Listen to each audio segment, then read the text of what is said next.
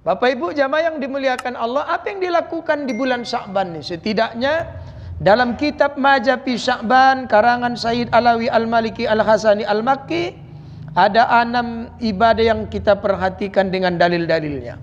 Yang pertama, solat malam nisfu Sya'ban. Nisfu Sya'ban itu kok tak silap tanggal 17 ya. Bertepatan malam Jumat. Malam Jumat ketiga di bulan ini. Kalau silap tengok tanggalnya. Salah satu tradisi yang banyak diamalkan masyarakat adalah solat pada malam nisfu Sya'ban. Adakah dalilnya? Salah satu ulama Hambali namanya Imam Ibnu Rajab Al-Hafiz, Imam Ibnu Rajab Al-Hambali, Al-Hafiz. Jadi dipangkal dibikin. Kalau orang penghafal Quran, Al-Hafiznya di ujung. Sebenarnya dalam apa namanya ini? At-Tibyan fi Adabi Hamalatil Quran Muhyiddin Abi Zakaria Sharaf An-Nawawi. Al-Hafiz itu gelar yang disematkan buat orang yang menghafal 100 sampai 500 ribu matan hadis. Jadi kalau udah Al-Hafiz namanya, angkat tangan lah kita itu. Kayak mana itu menghafal 100 ribu matan hadis? Sampai ke Rasulullah ya, jangan ngapal-ngapal aja. Sekarang udah ada salah satu cabang di perlombaan MTQ nasional, perlombaan menghafal 5.000 hadis. Tapi ngapal saja, tapi nggak sampai sanadnya ke Rasulullah. Kalau ngapal bisa lah, tapi kalau bersanad berat. Maka di Asia Tenggara ini, yang bisa meriwayatkan hadis itu namanya musnid. Riwayatnya sanad, orangnya musnid. Baru 1 orang untuk Asia Tenggara. Adean saya waktu belajar di Mustofawiyah Purba Baru, baru meninggal. Namanya Ustadz Husni Ginting Al-Hafiz. Husni Ginting, orang Langkat, meninggal usia 38 tahun. Untuk Asia Tenggara baru dia yang bisa meriwayatkan. Luar biasa ilmunya. Padahal di Purba dulu nggak terkenal dia. Memang banyak orang kayak gitu. Kalau nggak terkenal dia keluar baru dia terkenal. Kalau aku di luar dan di sana tak terkenal. Tak terkenal dia. Jadi Imam Ibnu Rajab Al-Hambali, ulama Hambal. Hambal itu mazhab resmi di Arab Saudi. Mengarang kitab namanya Lataiful Ma'arif. Apa katanya? Fakazalika qiyamul lailati nisfi Sya'ban li nisfi lam yasbut fiha anin Nabi sallallahu alaihi wasallam. Demikian juga solat-solat yang dilakukan orang di malam nisfu Sya'ban, tidak ada riwayat yang yang jelas dari Rasulullah sallallahu alaihi wasallam. Wala an ashabi, dan tidak juga dari sahabat-sahabatnya. Kalaupun ada, wasabata fiha an ta'ifati minat tabi'in. Yang melakukan itu adalah sekelompok golongan sahabat ulama-ulama tabi'in. Min aqya'i fuqaha, dari orang-orang ahli fikih. Dari mana itu? Dari ahli Syam, negeri Syam. Jadi ulama berbeda pendapat. Jadi ada orang yang melakukannya dalilnya mengikut tabi'in, ada yang meninggalkannya. Kita dalam mazhab Syafi'i juga berbeda pendapat. Salah satu ulama Syafi'i namanya Zainuddin Abdul Aziz Al-Malibari, pengarang kitab Fathul Mu'in. Kitab itu disyarah ulama besar I'anatul Thalibin. Apa katanya? Amma sholatal ma'rufah. Adapun solat-solat yang ma'ruf, yang banyak diketahui diamalkan orang. Amma sholatal ma'rufah, apa-apa aja itu. Lailatul Raghaib, solat yang dilakukan maghrib ke isya itu dengan jumlah sekian rakaat. Wa lailatas nisfa Sya'bana, malam nisfu Sya'ban. Wa lailatul Asyura, malam 10 Muharram. Fabid'atun qabihatun, mengada-ngada dan qabih, buruk mengamalkannya. Wa ahadisuha, karena hadis-hadis yang menceritakannya maudu'atun. Jadi dalam mazhab Syafi'i, menurut pendapat-pendapat ulama Syafi'i, tidak ada amalan khusus dalam bentuk solat pada malam nisfu Sya'ban. Itu dulu. Daripada solat sunat, lebih bagus mengkodo yang tinggal-tinggal itu. Mengkodo artinya apa? Mengganti. Ada yang disepakati, ada yang tak sepakat. Yang sepakat dulu. Man nasiya salatan aw nama an khala kaffarata ahila zalik. Siapa yang lupa dan tertidur, gara-gara lupa tak solat, gara-gara ketiduran gak solat, tidurnya diperhatikan. Tidur dia jam 11, bangun jam 4. Berarti hilang zuhur kan? Ini enggak dihukum Tuhan, dia mengkodo dan tidak berdosa. Berbeda udah masuk zuhur. Zuhur 12:30. Orang salat tidur dia. Bangun nanti jam 4, berdosa. salah satu tidur yang paling besar dosanya adalah tidur ketika masuk waktu.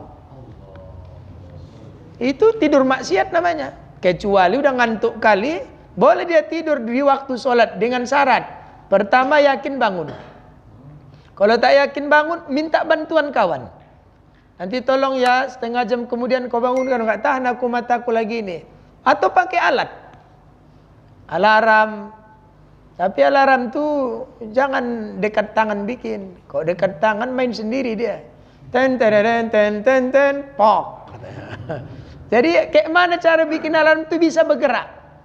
Bila 3 syarat ini tak terpenuhi, maka tidur yang berdosa itu, tidur maksiat yang besar itu adalah tidur masuk waktu. Kalau ini tak masuk. Jadi tidur yang sebelum masuk waktu itu yang masuk kategori hadis ini. Jadi ulama sepakat kalau ada orang lupa, ada orang ketiduran sehingga tak solat, la kaffarataha illa zalik, tak ada hukuman buatnya kecuali mengganti. Sekarang pertanyaannya, bagaimana solat yang ditinggalkan di masa lalu? Masa-masa lalu itulah yang PSDS, Persatuan Solat 2 tahun sekali, Idul Fitri, Idul Adha, semester genap, semester ganjil, atau solat 2 hari libur 2 tahun. Nah, sekarang pula udah mulai mukhlis, ya kan? Udah mulai datang ke masjid, udah mulailah malu meninggalkan solat. Jadi kayak mana itu Pak Ustadz? Mazhab Syafi'i wajib qada. Wajib qada. Kayak mana mengganti? Karena dalilnya dalil apa namanya? Dalil ada kaidah gini. Babut tanbi minal adna ilal a'la. Bab perhatian yang kecil atas yang besar. Di mana itu? Orang yang ketiduran dan kelupaan saja wajib dia mengganti sholatnya, apalagi yang ditinggalkan dengan lebih baiklah.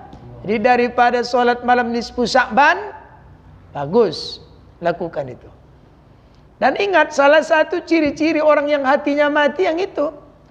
Imam Ibnu Athaillah As-Sakandari membagi hati itu 3. Ada hidup, mati, nafsu. Apa ciri orang hatinya mati? Min alamati mautil qalbi adamul khusni alama fataka minal muwafiqati wa tarkun nadam alama fa'altuhu min uzuri zallat. Tidak sedih tinggal amal, tak nyesal bikin salah. Tinggal sholat enggak takut, enggak berzakat enggak takut, bikin salah sama orang tak tahu minta maaf. Fi qulubihim marad. Itulah ciri orang yang hatinya udah mati.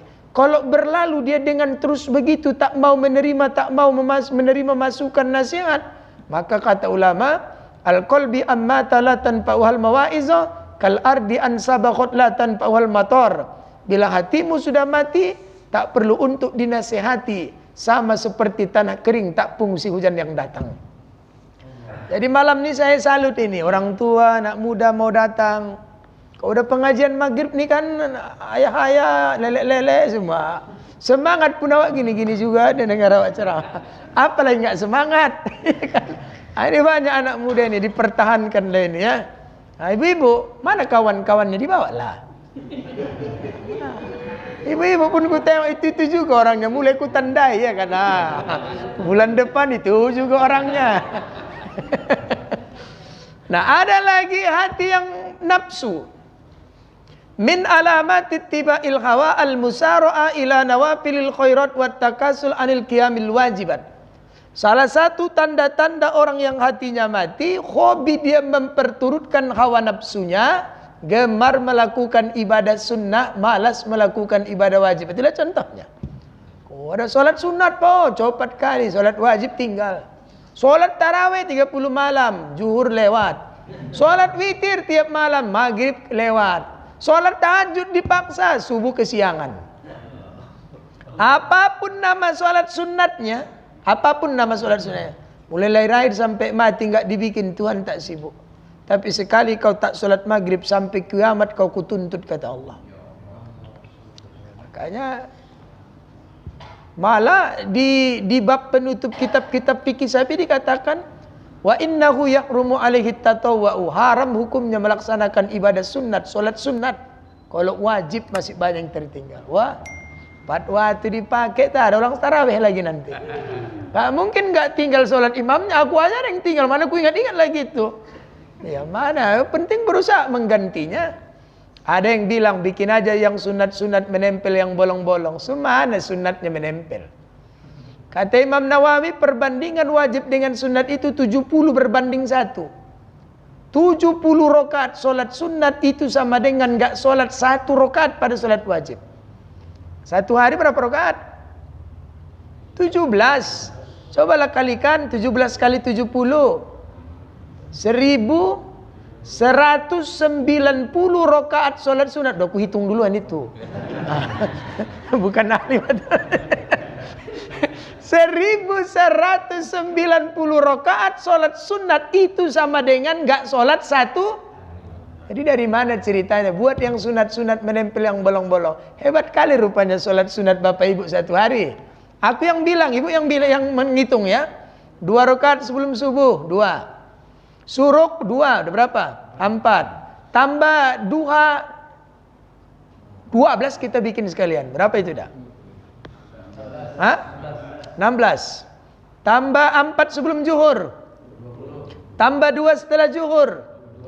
Tambah 4 sebelum asar. Tambah 2 dan 2 sebelum dan setelah maghrib. Tambah 2 sebelum isya. 2 setelah isya. Tambah tahajud 8. Tambah witir 3. Dibikin aja dari mata terbuka sampai malam cuma 45. Ini 70 loh. Enggak akan ada namanya menempel. Tapi bikin yang sunat-sunat menempel. Menempel itu maksudnya bukan kayak gitu. Tadi sholat maghrib berapa target? 27. Mungkin gak target 27. Entah dapat cuma 24. Di mana rusaknya? Suruh lurus mereng. Dan suruh rapat renggang. Itu kan diantara juga. Kemudian tidak suka mengikut perbuatan imam. Banyak nih ku perhatikan, imamnya mau ruku duluan dia ruku. Padahal jangan awak bergerak dari ruku sebelum imamnya ruku. Dah kurang, dapatlah 24. Solat sunat itulah yang menempel. Artinya apa? Menyempurnakan. Namanya jalan berlobang ditempel mulus, Pak. Di manalah di Medan ini ada jalan berlobang ditempel mulus. Yang nggak ada lewat gini-gini juga di atasnya. Itulah waktu Pak Rahut Mendu jadi wali kota tanya wartawan, Bapak menempel jalan kok gini-gini katanya. Sini kau katanya, di manalah ada jalan ditempel mulus katanya. Tunjukkan aku. Dia wartawan itu. Namanya jalannya gini-gini juga lah. Nah artinya cuman menyempurna, menempel. Tapi kan nggak akan mungkin sama. Nah, jadi daripada sholat nisfu Sya'ban, lebih bagus perbaikilah sholat wajib kita. 1. Bolehnya bertanya, ini jangan tunggu-tunggu siap. Aku siapnya pulang aku langsung. Nggak ada lagi ronde kedua. Kemudian yang kedua, doa malam nisfu Sya'ban. Wa qala as-Safi'u balaghana anna du'a yustajabu fi khamsi layalin. Kata Imam Syafi'i, didengar doa pada 5 malam mulia. Pertama, Lailatul Jum'ah, di malam Jumat. Dari kasar sampai asar Jumat itu doanya luar biasa. Minta. Tapi ada tempat yang paling bagus lagi di hari Jumat. Jadi di hari Jumat itu kata Nabi ada satu tempat doa. Siapa saja yang minta dikabulkan Allah. Tapi sa'atun khafiyatun. Tempat itu sangat singkat. Itu hadis Muslim. Dan ini hadis dijelaskan dalam hadis yang lain. Maka satu tempat itu adalah ba'dal asri. Ya, faltamisu akhira ba'dal asri. Carilah waktu yang diminta yang singkat itu. Setelah asar, di akhir waktu asar sebelum matahari tenggelam. Jam berapalah matahari tenggelam? Ya, tenggelam itu kan masuknya waktu maghrib. Kita bikinlah maghrib 6:30. Ambillah kira-kira 15-10 menit sebelum masuknya maghrib. Di hari Jumat itulah tempat yang paling mustajab. Minta di situ. Mana tahu ada hajat, minta ABC, minta. Nah, jadi malam hari Jumat sampai mati pun luar biasa.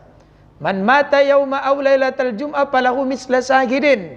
Siapa mati hari dan malam Jumat dia syahid. Syahid apa? Syahid dunia. Wa waqaf fitnatal kubri, aman kubur. Walaupun juga berjudi aman. Tenggen aja kerjanya aman. Berzina aman. Yang aman apa? Kubur. Akhirat ya timbanglah. Kalau banyak surganya mulus dia. Kalau banyak apanya diceluplah dulu ke neraka. Jangan pernah bermimpi kos ke neraka. Panas juga itu. Makanya lebih banyak berdoa berlindung dari neraka daripada minta surga.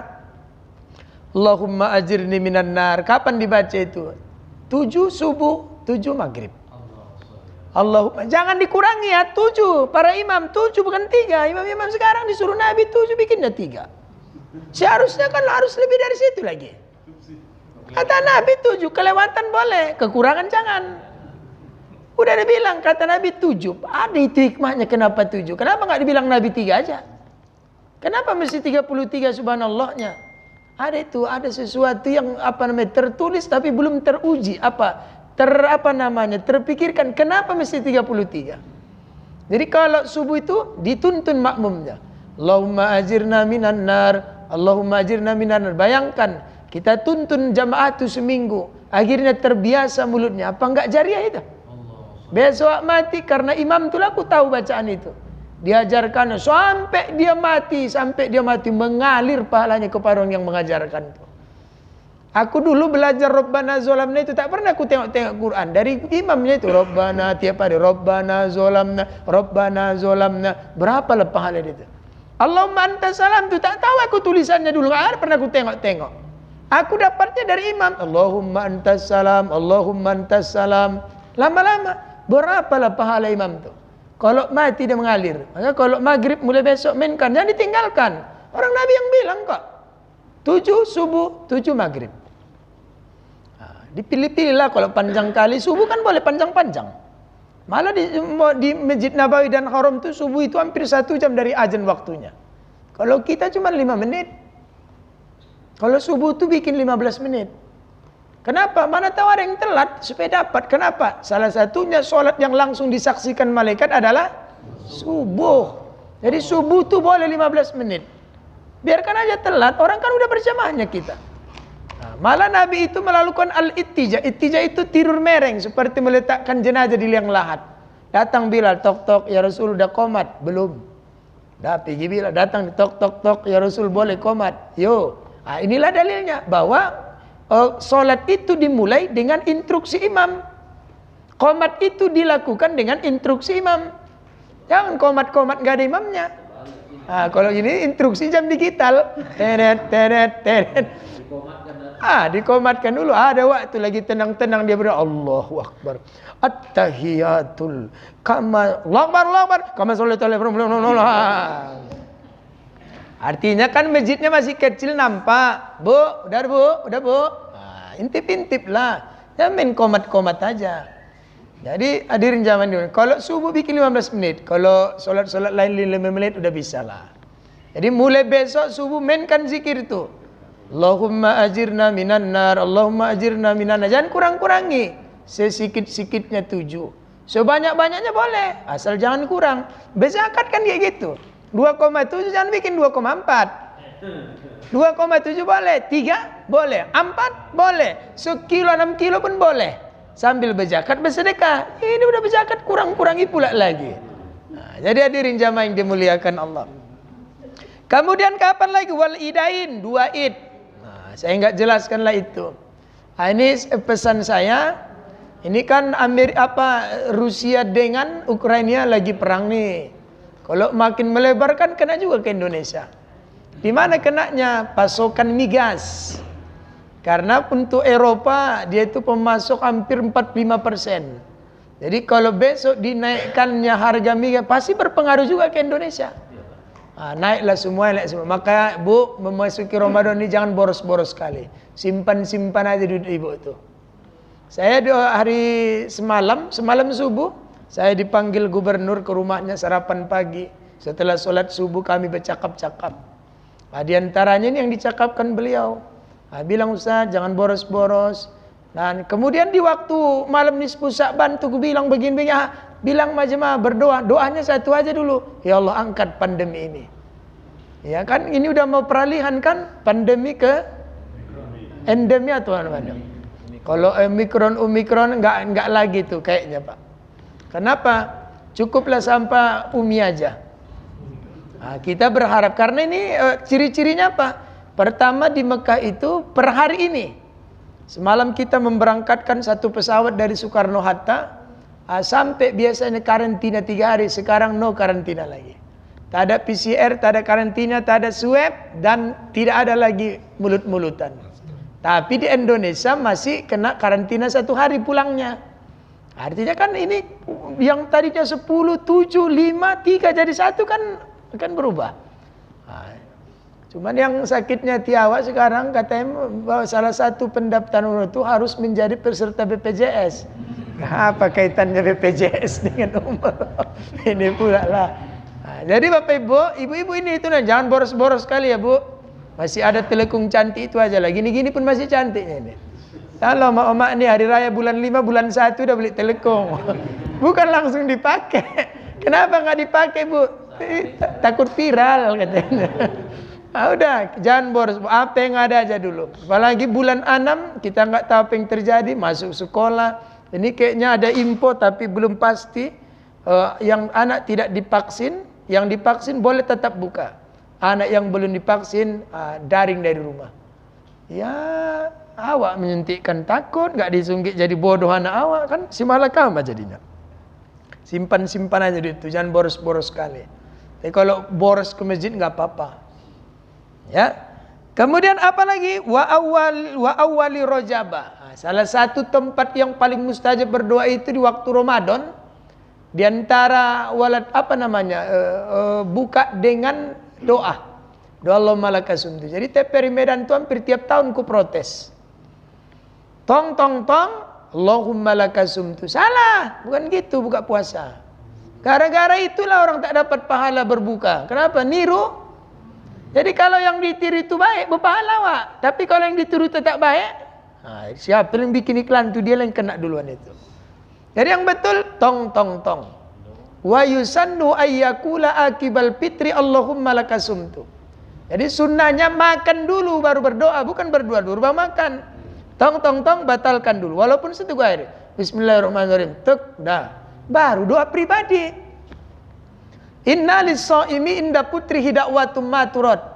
Di sisi setiap orang yang berbuka puasa ada tempat yang mustajab. Situlah berdoa. Tong. Batalkan walau seteguk air. Ada korma, ada teh manis, enggak ada korma, enggak ada teh manis, apapun makanannya, minumannya tetap. Setelah itu barulah Allahumma lakasumtu belakang, tunggu dulu doa. Doa pribadi itu di situ, Bu. Apa doanya? Ya terserahlah. Pandemilah dulu, setelah itu baru minta ABC. Minta juga Bu, ya Allah lunakkan hati suamiku, minimal dibelikannya aku 2 setel baju baru. Rupanya datang bapak itu berdua juga di mukhlisin. Ya Allah ya Tuhanku lunakkan juga hati biniku biar tak minta baju baru. Belagan. Yang banyak amal itu yang menang. Kurang amal ya gelap lah. Barulah Allahumma lakasumtu. Allahumma lakasumtu itu bukan doa buka puasa, tapi doa mensyukuri nikmat makan setelah berbuka. Coba kita buktikan. Allahumma lakasumtu, karena engkau aku puasa. Wa bika amantu, beriman. Wa ala rizkika aftartu, karena rezeki kau tu tadi aku bisa berbuka puasa. Rezeki mana? Belum buka dia. Tapi kalau tong risol sepotong, wa ala rizkika aftartu, kembalinya ke risol. Cocok kan? Wa ala ini tong. Allahumma lakasumtu wa ala rizkika aftartu, karena rezeki kau tadi aku bisa berbuka. Rezeki yang mana? Sahur. Tapi kalau dibatalkannya dulu, wa ala rizkika aftartu, karena rezeki kau itu tadi apa yang dibatalkannya, itulah maksudnya itu. Jadi Bu berdoa di situ ya. Kemudian doakan juga supaya hati-hati orang kaya itu lunak, biar dikasihnya duitnya banyak-banyak kemari. Kemudian apa lagi? Wa nisfi Sya'bana, di malam nisfu Sya'ban. Menurut salah satu ulama Mekah, Said Alawi Al-Maliki Al-Hasani dalam kitabnya Majapi Sya'ban, di malam nisfu Sya'ban itu ya dianjurkan membaca Yasin 3 kali. Diriwayatkan dari sahabat Nabi Imam Ibnu Mas'ud.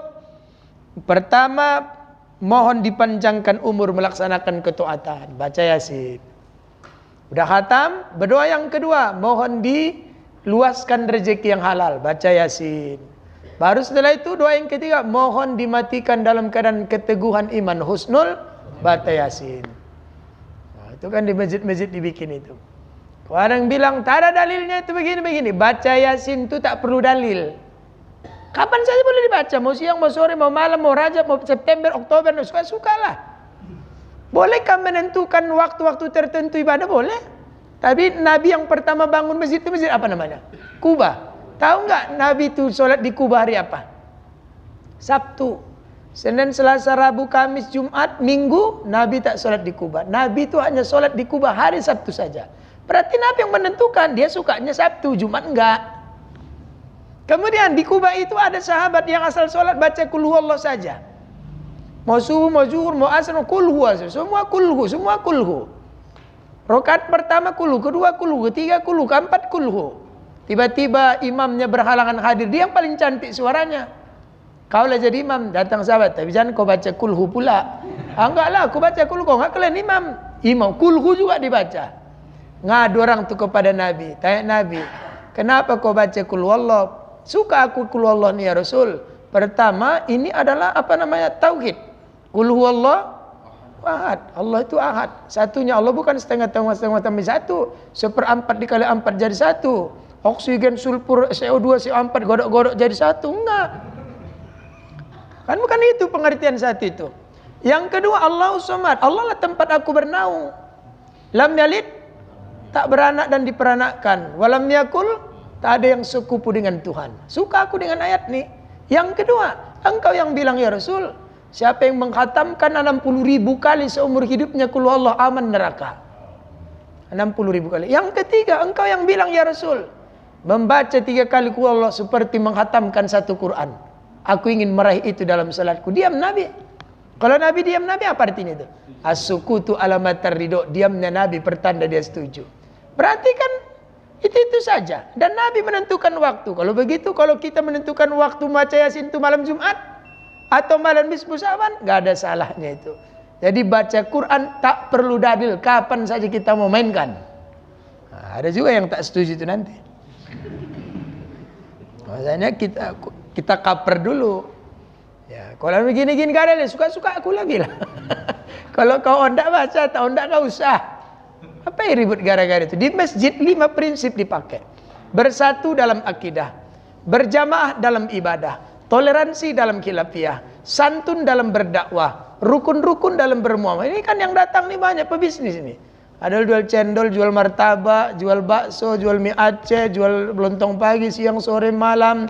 Ada tugang mie balap lagi, mie Aceh. Beda-beda pekerjaannya. Bersainglah engkau di luar. Tapi kalau udah masuk, pakai falsafah eskudo. Eskudo, eksekutif sudako. Di pasaran kita bertanding, di pangkalan kita bersanding. Ya tengoklah, angkot tuh kalau pagi nyari sewa kan kejar-kejaran, maki-makian. Kalau minum kamput di amplas, sama-sama. Baru kita pakai itu. Oh tua-tua ya. Nah, kalau kita nggak, silakan bersaing dalam pekerjaan masing-masing. Tapi kalau udah muklisin, di pasaran kita bertanding, di muklisin kita bersanding. Nah, itu. Kalau itu dipakai aman lah itu. Udah, itu suara aja itu ya. Nah, ya udah berhentilah kita. Jangan panjang-panjang kali. Boleh nih diamalkan nanti malam nisfu Sya'ban nih, dipimpinlah sama imamnya ya. Baca Yasin 3 kali, mintalah hajat masing-masing. Bukan mesti itu hajatnya kan? Tak ada hajatnya masing-masing dia lah itu. Nah, mudah-mudahan tausiah ini bermanfaat, panjang umur murah rezeki, setelah lebaran kita bertemu kembali. Wabillahi taufiq wal hidayah. Assalamualaikum warahmatullahi wabarakatuh. Alhamdulillahirabbil alamin wassalatu wassalamu ala asrofil anbiya'i wal mursalin wa ala alihi wa sahbihi ajmain. Ya Fattahu ya Alim ya Razzaqu ya Karim iftah lana babal ilmi minal Qur'anil azim. Ya Fattahu ya Alim ya Razzaqu ya Karim iftah lana babal ilmi minal Qur'anil azim. Allahumma ja'al jam'ana hadha jam'an marhuma, tafarruqana min ba'dihi tafarruqan ma'suma, wahdina siratan mustaqima. Rabbana atina fid dunya hasanah, fil akhirati hasanatan wa qina adzabannar. Sallallahu wasallam alaihi walhamdulillahi rabbil alamin. Qabbalallahu minkum